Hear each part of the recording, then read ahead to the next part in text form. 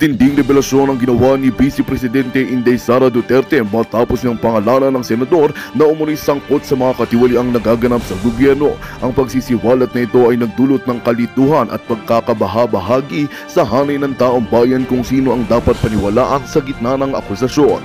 Ayon kay VP Sara, ang nasabing senador ay may direktang kaugnayan sa mga irregularidad sa ilang proyekto ng gobyerno, kabilang ang mga kontratang pinaniniwalaang may anomalya. Bagamat hindi pa niya inilalamtad ng kumpletong ebidensya, nanindigan siyang kailangang malaman ng publiko ang mga taong nasa likod ng mga katiwalian. Sa kabila nito, mariin namang itinanggi ng kampo ng senador ang mga aligasyon at sinabing ito ay bahagi lamang ng politika na paninira. Sa gitna ng mga magkasalungat na payag, nililituan daw ang bayan kung sino nga ba ang dapat paniwalaan.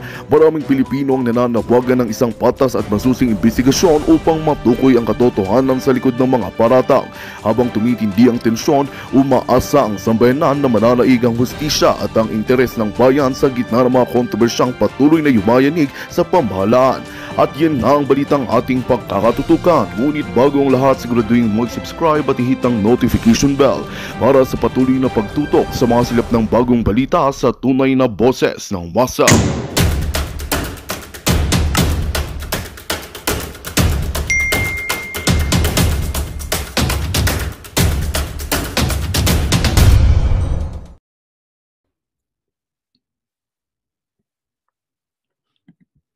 Sabi ni Riverside, per VP, ba't daw siya sasagot sa member ng Congress na may utang sa law firm ng mister niya na sa convicted at sa tatay na panayhingi ng sorry para sa kanyang congressman na anak?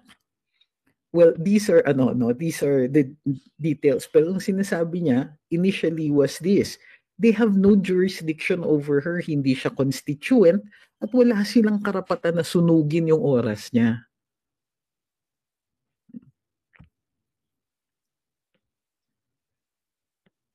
Vilma Verona says, VP Sara is very composed just now sa press con niya. And she says not to go to Batasan, instead magtrabaho daw po na lang muna para sa Christmas. May pang Christmas ang mamamayan. Sinabi niya yan? Parang andun po ako sa chat group. Andun po ako sa Zoom. I don't think that's what she meant. She didn't say that to other people. Diba? Hindi siya nanawagan na huwag kayong pumunta. Walang ganun.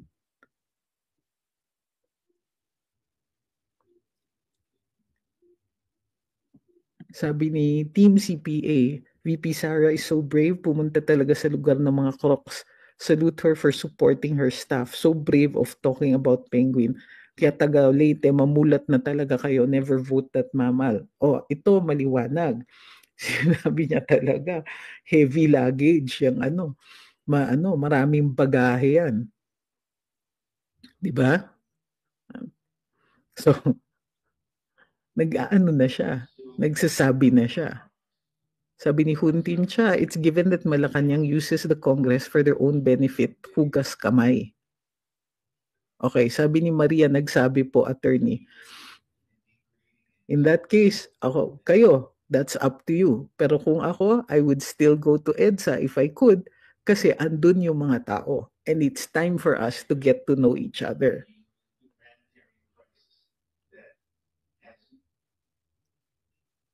Pakisabi, kung mag-cite po kayo ng batas, lalo-lalo na sa Ligang Batas, isulat niyo po yung buong provision nang sa gayon mapag-usapan.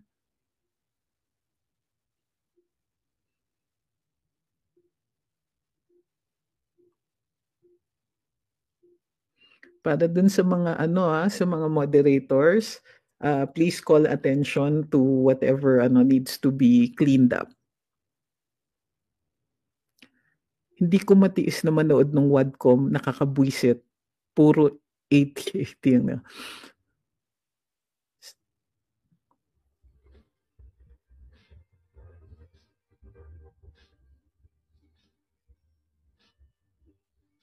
Pwede po ba ang normal na mamamayan ang magdemanda sa hukuman pinagagagawa ng mga congressman?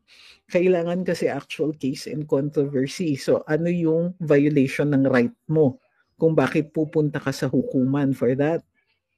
So, ano yung mga elemento ng mga kaso? So, kailangan may batas, may nagawa na violation of that law, at ikaw na may personal na apektado ng ganun. Ikaw po ang na perwisyo, ikaw ang na damage, and so on. Sabi ni Ma'am Marlene, pero nasa atin pa rin ang desisyon kung talagang gusto natin. Okay. So, yan, maliwanag na sinasabi pala daw ni VP. Hindi ko talaga narinig yung part na yon, pero sige, baka na distract ako. So kung sinasabi niya wag pumunta sa batasan, wag pumunta. Ako, susunod ako. Gusto natin siya yung leader natin, susunod ako. Pero wala naman siyang sinabi na wag pumunta sa EDSA.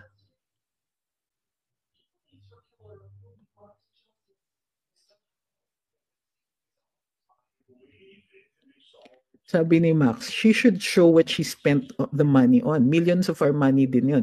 Why did she spend all our money? I want to know. Of course, you can know. Pero it is, when it comes to confidential funds, the rules are simple and clear. Confidential and intelligent funds. There's a reason for their confidentiality. Now, bakit mo gugustuhin yan? Kung ibibigay yan sa'yo, the reason pinoprotektahan ng confidentiality or ng secrecy ang paggastos ng confidential or intelligence funds, ito ay dahil may mamimiligro kung ilalabas yan. So I'm sorry kung gusto mong malaman yung mga ganyan.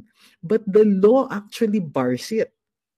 The law recognizes it. In fact, the operations of government require confidentiality on certain activities because otherwise, we will not be able to save the country. Halimbawa, tama ba yon? Sasabihin ninyo, transparency in government.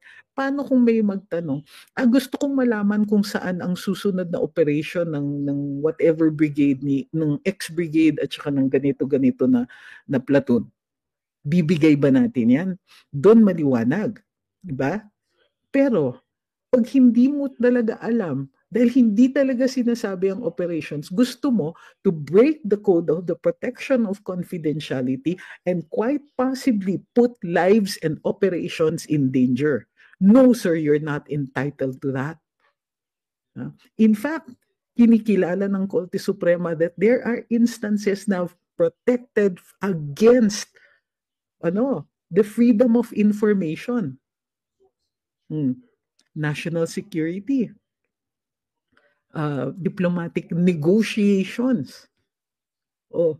Lahat po yan protektado ng batas. So kahit sabihin mo, magpakabratinela ka, tapos sabihin mo, hindi, gusto ko talagang malaman, and put other lives in danger, para kang nag-post ng codes to the red button.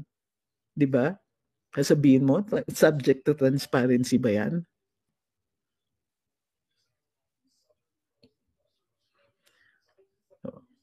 Furthermore, why do you want to know yung kanya lang? Kung ang purpose is in aid of legislation, looking into just one agency does not provide you with a clear picture of what is really going on. Sabi ni John Pisuen, auditing procedures lie with COA, not Congress. Documents pertaining to confidential funds are confidential. So, kaya nga. Pero they're so mayabang now na nilalabas nila, sinasabi nila, yung di ba ang sinabi pa nga nitong si Congressman Manuel, ay parang sinasabi niya was that, we're Congress, we can get any of that. Yes, you can get any of that, but you have no right to publicize any of that either, or all of that. The law protects it. Ngayon, kung i-violate natin kasi mayabang ang Kongreso at wala silang pakialam kung ano ang kinukompromiso natin, papayag ba tayo na ganun lang? Siguro hindi nyo nakikita kasi nadadala kayo sa argumento na kailangan malaman yung ganito. Talaga? As a matter of principle, we have to protect the people. Worse, gagawa sila ng batas na hindi ka na pwede mag-confidential funds, hindi na pwede na hindi na pwede mag-confidential operations. Sino may sabi?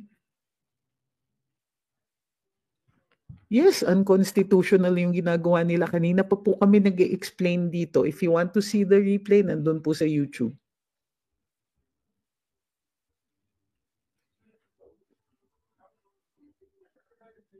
Okay.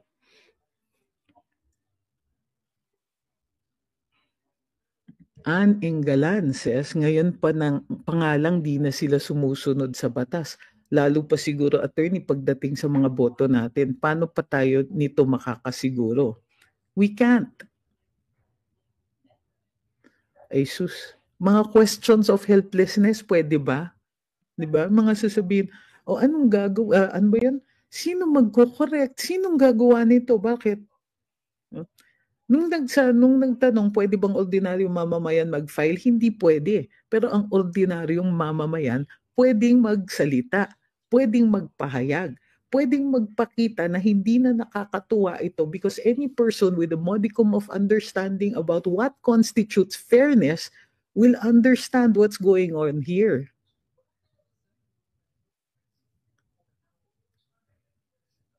Sabi ni Melvin, napakaabusado ng mga animal sa Kongreso.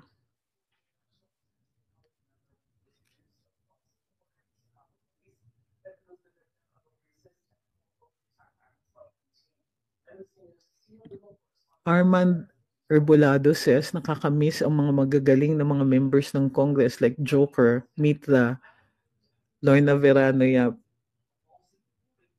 okay?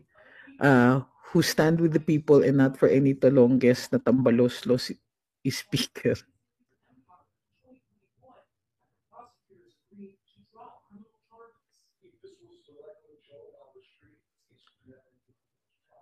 Sabi ni Kanashi, I think YVP natin committed to file lawsuit against the congressmen kasi sa June lang sila and their office gusto niya mahubaran sila itself sa ginagawa nila. Iba tactics ni VP. I think you mean iba ang strategy.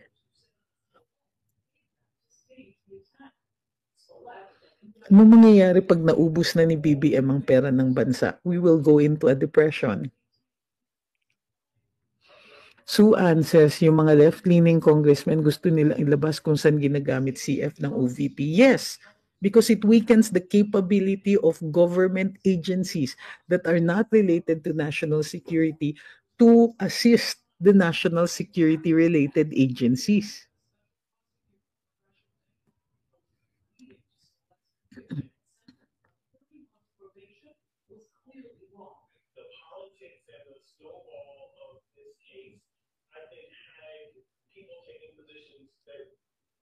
Sherilyn says, only in the Philippines na lahat ng buhaya sa Congress na hindi pa abogado at convicted pa ang matapang na mag-contempt pag di nila trip ang sagot ng tao at magmamatalino dyan na daig pa legit na abogado.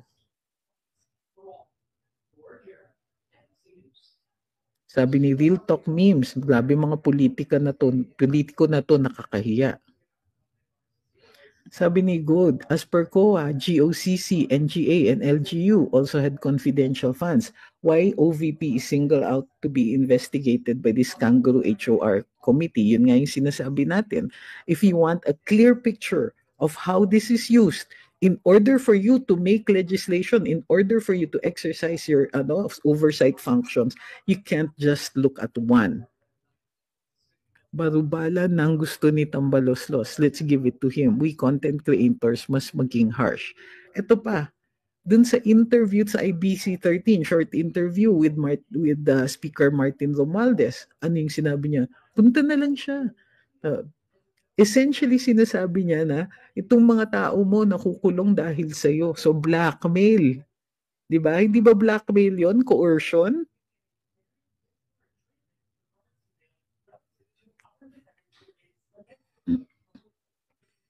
Bakit hindi yan sinasabi sa hearing? Kasi walang opportunity. Kinokontrol nila.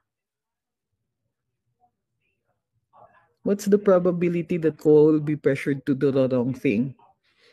Halos lahat na nga na pressure to do the wrong thing. Tignan nyo nga yung affidavit ni Garma, pabago-bago.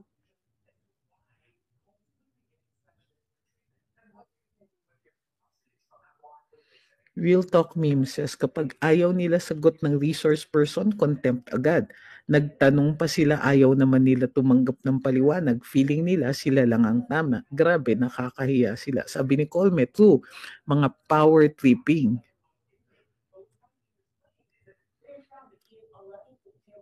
Ma'am Marilyn Otaza says, dapat kasuhan ng mga Congress na hubadkom para di mamihasa. Remember this. Okay? Remember this, ha? Tandaan po ninyo yan. Hindi pupunta sa hukuman si VP Inday to file a case na may penalty. Most likely, but for all you know, may crime. Pero kung may makita silang crime, of course, she has to file that. A petition for certiorari.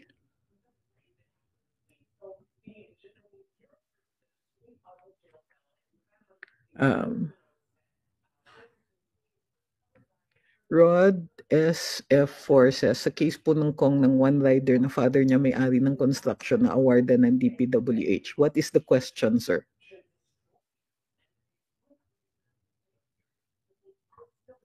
Nasa House of Crocs pa si VP Sara. She will be there for as long as may nakadetain siyang tao. Mavi Kadwa says, hindi pa napupuno si VP Inday. Waiting lang siya may gawin pa na mali ang Congress. Sure, sa sambulat galit ni VP, always guided siya ng batas.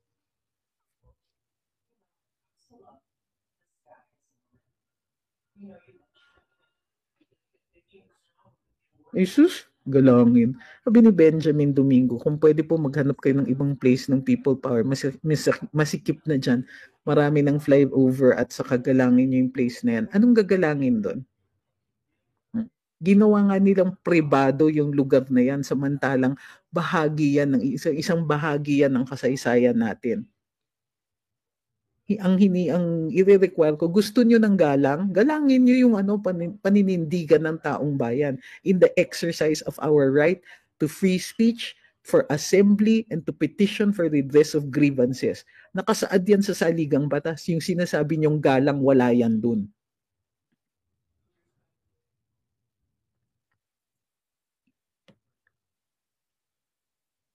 Hindi natin sinasabi na magkakaroon ng pagbabago simply because you went to EDSA. No. Pero it will create momentum.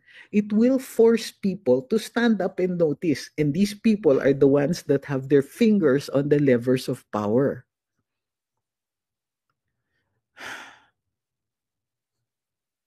Sabi ni Rod, bawal ba yon yung one-rider compo na tatay niya may-ari ng construction firm?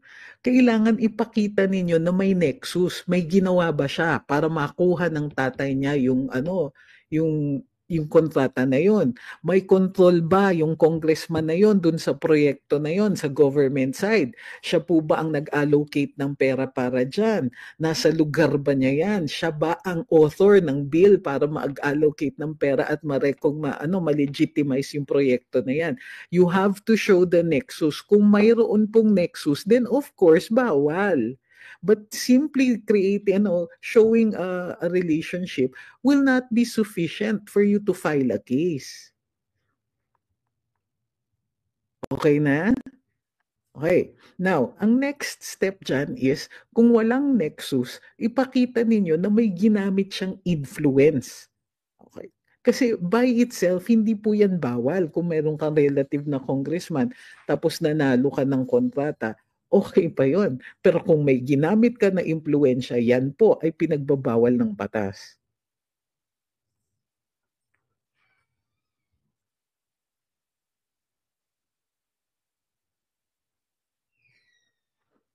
Sabi ni Ma'am Lorena, galit kami dahil sobra ng kagaguhan ang ginagawa ng Quadcom sa OVP personnel at sa VP mismo. Dapat sila ang ikulong dahil may mga kaso din sila.